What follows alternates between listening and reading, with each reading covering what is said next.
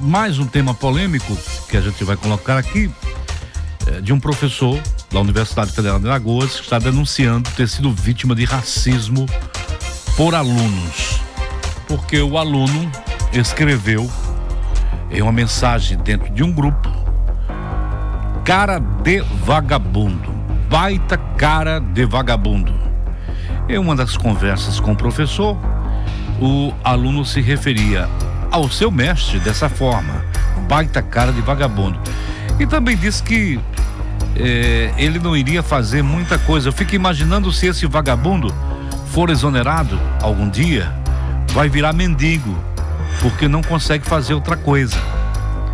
O mendigo não seria tão inútil, colocou o aluno.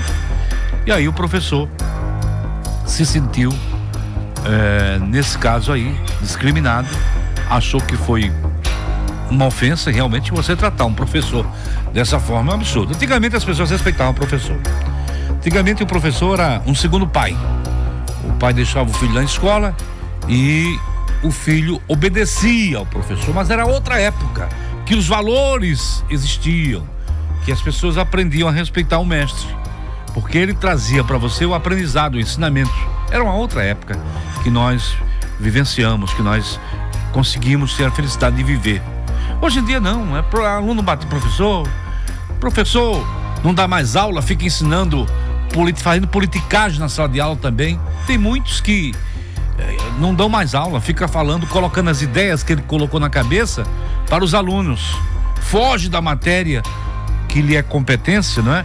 Para ensinar, tentar fazer doutrinar os alunos.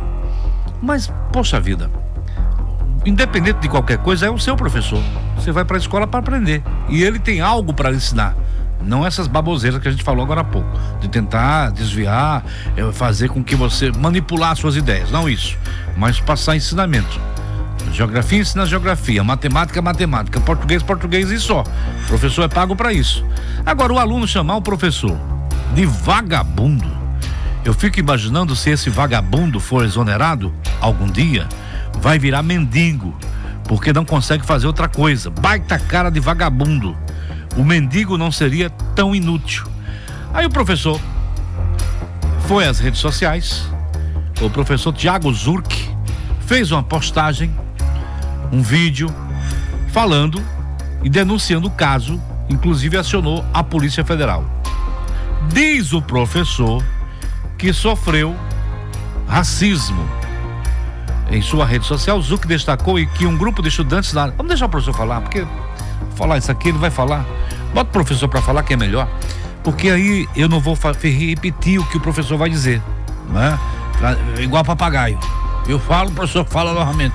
Então, o professor fala, ele vai dizer aí o que ele está sentindo, se ele foi discriminado, sofreu preconceito, racismo. Fala, professor, bota ele no ar, para que a gente possa ouvir. Oi, pessoal, estou aqui com a companheira e professora Valéria da Faculdade de Serviço Social. Viemos aqui hoje na Polícia Federal fazer o protocolo do ofício e abrir o boletim de ocorrência em razão do que aconteceu no dia 24 de junho em rede social, e que já é público e conhecido da comunidade universitária, que são os casos que sofri de injúria racial, que é tipificado como racismo, e também de assédio moral por parte de alguns estudantes da área da saúde. Quero agradecer as notas de solidariedade dos centros acadêmicos de odontologia, de medicina e de outros coletivos, a nota de repúdio também da diretora do Centro de Educação, minha chefe imediata, professora Mariana e professora Jordânia. Agradecer as mensagens de apoio, de solidariedade de todos os amigos, amigas, conhecidos. Isso nos revigora, e dizer que nós não podemos pactuar, né, com esse tipo de atitude que, de acordo com a nossa lei, é crime. Então, nós iremos atuar de forma como dentro do rigor da lei, tanto na Justiça Civil quanto também administrativamente na universidade, acionando a corregedoria da universidade para que tome as devidas providências. É isso, e sempre lutando por uma sociedade antirracista e democrática. Aí a palavra do professor.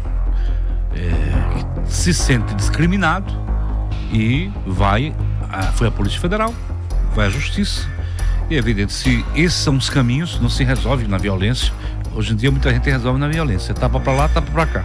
Não, se resolve dessa forma. Se você se sente incomodado, se sente agredido, vai à Justiça. Existem os meios para que você possa recorrer. Eu trato assim, se eu sou um aluno e eu não concordo com o professor, eu vou dizer a ele, olha, eu não concordo, eu meto as suas ideias, não bate com a minha, não concordo. É simplesmente isso, não precisa você ir a vias de fato. Chama cara de vagabundo. Cara de vagabundo. Agora, professor, é preciso ouvir o aluno também. Né? O aluno, ele vai ser ouvido, vai saber o porquê, porque isso aí deve ser uma desavença dos dois. Às vezes gera uma intriga. Uma coisa que foi gerado dentro da sala de aula, né? Ou na universidade, mas gerou aí. Agora, ele também falou de racismo, né? Que ele também foi, né? As pessoas trataram ele com racismo aí dentro da universidade. Então ele colocou os dois casos ao mesmo tempo, né? Ele falou de racismo, falou desse caso aí e de um outro aí. Então ele está colocando tudo num prato só, né? E está jogando aí para a Polícia Federal. Pois é. Então, que é o caminho, né? É o caminho, cabe a polícia apurar e saber se realmente o fato, o porquê dessa desavença aí toda, né? Mas que realmente os professores hoje sofrem, e tem professores, como você falou também, que fogem muito do contexto da aula, né? Para estar com assuntos dentro da aula, mas isso é uma coisa, como eu falei, se eu não concordo com o professor daquilo que ele está falando, eu digo a ele, olha, eu não concordo, você tem a sua opinião, eu tenho a minha. Claro, simplesmente isso. E essa notícia é lamentável. A criança de 11 anos revela por meio de desenhos que era abusada pelo próprio tio. Situação extremamente lamentável. Um homem de 41 anos foi preso nesta quarta-feira, que foi ontem, acusado de estupro de vulnerável contra uma criança de apenas 11 anos. Isso foi no povoado Chechel, zona rural aqui do município de Arapiraca. Foi aqui no município de Arapiraca essa situação. O mandado de prisão foi cumprido pela Polícia Civil por meio da Delegacia Especial da Criança e do Adolescente de Arapiraca, coordenada pela delegada Maria Fernandes Porto. Segundo detalhes, as investigações tiveram início após a irmã mais nova da vítima encontrar desenhos e rascunhos feitos pela criança de 11 anos. Nos desenhos, a criança destacava regiões íntimas do corpo com setas, círculos e frases como: eu não sou mais virgem, ele tocou em mim, eu não podia contar. Tudo isso. Esse tá inclusive aí, você estava no caderno. Para você que tá aí no YouTube, tá vendo esses desenhos que ela fez, os rascunhos em que ela escreveu e guardou, e terminou a outra irmã dela encontrando isso, e aí foi tudo descoberto. E uma das frases impactantes que tem aí, quando ela coloca até com erros de grafia, mas ela coloca: eu não sou mais virgem, ele me tocou. Eu não poderia contar, que certamente ela era ameaçada por esse marginal, né? Verdade. E parabéns à polícia que decifrou. E esses elementos chamaram inclusive a atenção da polícia, não só para os abusos, mas também as ameaças feitas contra a criança, para que ela ficasse em silêncio, exatamente quando ela disse que não poderia contar para ninguém. Ao ter acesso aos desenhos, a mãe procurou a polícia para fazer a denúncia, e com isso o inquérito foi instaurado de forma imediata para investigar os fatos. Ainda durante as investigações, descobriu também que a vítima havia tentado tirar a própria vida, criança, devido aos traumas causados pelo abuso. Com base nas provas reunidas, a delegada Maria Fernandes Porto solicitou a prisão preventiva que foi decretada pelo Poder Judiciário. A equipe da Delegacia Especial da Criança e do Adolescente cumpriu o mandado e agora o acusado está à disposição da Justiça. Isso aí é uma coisa simplesmente horrorosa. Horrorosa. Você imagina essa criança nesse sufoco psicológico. É verdade. Não é? Nesse sufoco psicológico. Aliás, o que tem de gente abusando. Ameaçada, porque ele ameaça, né? Não conte. Se você contar. Eu mato você, mato sua família, mato todo mundo. Não conte. E ela fica ali, passando tudo isso para o papel, para o caderno. É até uma forma de desabafar. Exatamente, de melhorar, né? A sua índole, a coisa que está sufocando onde ela conseguir extravasar, né? Exatamente, aquilo que estava sufocando. E aí, por aí afora, quantos não sofrem? Né? Mas isso acontece até nesse momento deve estar toda acontecendo. hora, todo instante, infelizmente. É a impunidade que faz. Agora, isso se repetir quem fez todos isso? Os dias, né? Um tio. E sempre, na grande maioria dos casos, é na própria família. Infelizmente. Trata de um caso de pneumonia. Vejam só, ela é uma fisiculturista, 37 anos. A Cíntia, ela sempre postava nas redes sociais, inclusive o Emanuel vai colocar ela ali na tela. Ela realmente fantástica, né? Fisiculturista, um corpo perfeito. Compartilhava o amor pelo Grêmio, ela aparecia posando com taça da Libertadores da América, o seu hobby era fisiculturismo e era uma criação, o principal tema dela, uma recente, era abordando um amor, falando das coisas boas da vida. Ela dividia a rotina de treinamentos com a atividade de bancária. Ela era funcionária do Banrisul desde 2012, instituição que prestou toda a solidariedade. Cíntia iria participar do Musclecotest Brasil, uma das principais competições do fisiculturismo do país. A organização do evento emitiu um comunicado lamentando a morte. Por que eu estou trazendo isso aqui?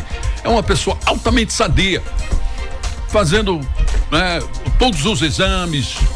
Ou aparentava ser, né? Se ela morreu de pneumonia.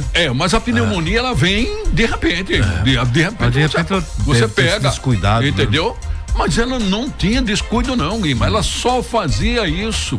Ela vivia em academias, varrendo o corpo todo, entendeu? Ia a médico periodicamente, tranquilamente. E de repente ela teve essa pneumonia e essa pneumonia tirou Cíntia de fazer realmente o que ela mais gostava e ela já estava se preparando justamente para essa competição de fisiculturismo do país. É a vida, gente, né? pneumonia não é brincadeira, não é? Então nós estamos numa época aqui que realmente tem acontecido vários casos, tá? Pessoas com pneumonia. Então precisa você ter muito cuidado com isso, mesmo que você esteja fazendo academia. E ela pode evoluir de uma gripe, de um resfriado, coisa desse tipo. Exatamente. Né? Isso, ela sobe de um quadro pequeno para no extremo. Rapidamente. Isso é rapidamente. Então tem que ter muito cuidado, né? Você tem que ter cuidado quando você tem uma gripezinha aí, você tá com a coriza, você tá com a tosse, você tá com um problema, aí fica tratando com um remedinho aqui, um chazinho ali, um negócio aqui, não. Procurar um médico urgentemente. Você tem que ir justamente ao posto de saúde, ao médico, para você realmente se tratar bem. Porque a pneumonia não é fácil, gente. Ela não é fácil. Olha que é uma fisiculturista que estava aí sempre fazendo exames, sempre cuidando do corpo e a pneumonia não deu trégua. Infelizmente. Agora são 4h41, Roberto Rivelino. O Corpo de Bombeiros resgatou o corpo de um idoso que caiu de uma ponte metálica em Delmiro Gouveia, no sertão do estado. E é uma ponte aí de uma altura extremamente considerável. O Corpo de Bombeiros confirmou o resgate do corpo de um idoso de 68 anos que caiu da ponte metálica na divisa entre as cidades de Delmiro Gouveia e Paulo Afonso, na Bahia, que divide, obviamente, também, além dos municípios, os estados de Alagoas e Bahia. A dinâmica da queda ainda será determinada. Familiares da vítima, no entanto, relataram que o idoso sofreu de problemas de saúde. O corpo foi resgatado na madrugada de hoje, após a vítima ter caído da estrutura de cerca de 90 metros de altura, uma altura considerável.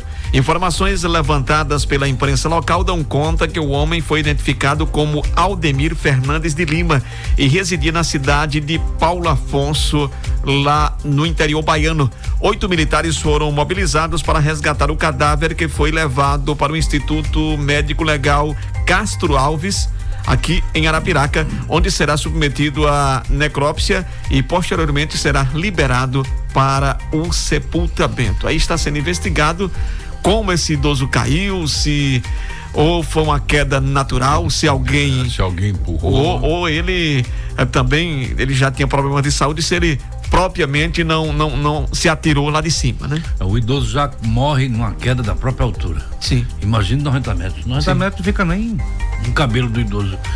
90 metros é muito alto. É uma altura muito tremenda, alto, né? 90 metros, gente. Não, essa ponta eu conheço. Ela é altíssima. Quem tá vendo aí no canal do YouTube tá vendo a ponte super alta. Eu morreria só de lá pra baixo. Eu morro de medo de altura. Se eu passar e olhar pra baixo, eu tenho vertigem. Tremo todo. É vertigem, né? Que fala, né?